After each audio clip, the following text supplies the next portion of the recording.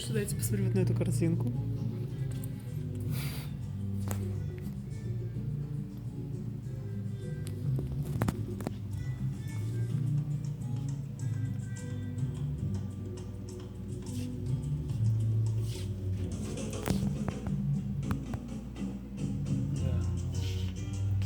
Тёлка вот, что же.